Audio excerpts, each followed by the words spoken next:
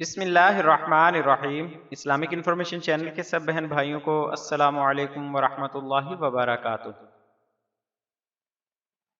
آج کی ویڈیو میں ہم جس نام کے بارے میں بات کرنے جا رہے ہیں وہ ہے حنظلہ۔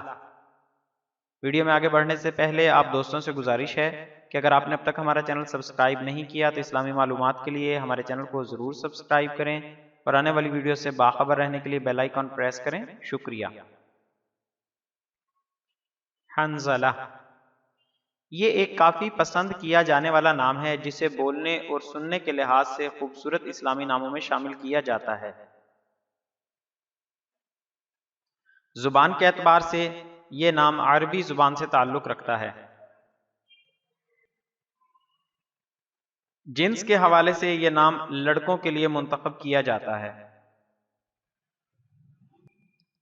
بعض اوقات لوگ اس نام کو لڑکیوں کے لیے منتخب کر لیتے ہیں۔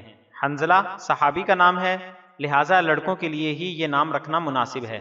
لڑکیوں کے لیے صحابیات میں سے کوئی نام منتخب کیا جائے، لڑکی کے لیے حنظلہ نام رکھنا مناسب نہیں ہوگا۔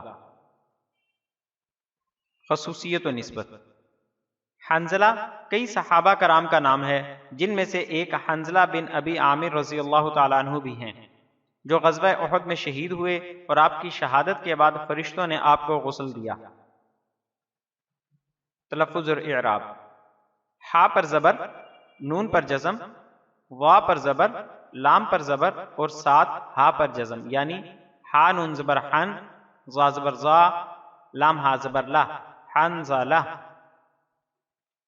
معنی کے حوالے سے یہ نام بہت متاثر کرنے والا نہ ہے، تاہم جب کوئی نام کسی صحابی رضی اللہ تعالیٰ عنہ سے منسوب ہو تو اس کے معنی کی طرف توجہ دینے کی ضرورت نہیں، کیونکہ کسی نام کے بعد سعادت اور بابرکت ہونے کے لیے یہ کافی ہے کہ وہ کسی صحابی رضی اللہ عنہ کا نام ہے۔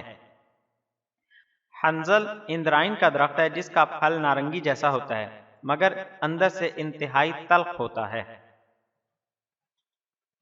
انگریزی سپیلنگ: HANZALA، حنظلہ۔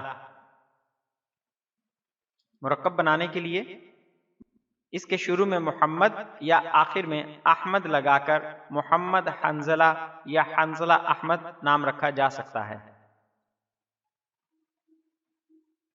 اسلامی لحاظ سے نام رکھتے ہوئے تاریخ پیدائش، دن، لکی نمبر یا ستاروں وغیرہ کا حساب لگا کر نام رکھنا مناسب نہیں۔ نام رکھتے ہوئے صرف اچھے معانی اور اچھی نسبت کا خیال رکھنا چاہیے، مزید ہمیں کبھی بھی ایک دوسرے کو برے ناموں سے نہیں پکارنا چاہیے۔ Thanks for watching. آپ کے قیمتی وقت کا بہت شکریہ۔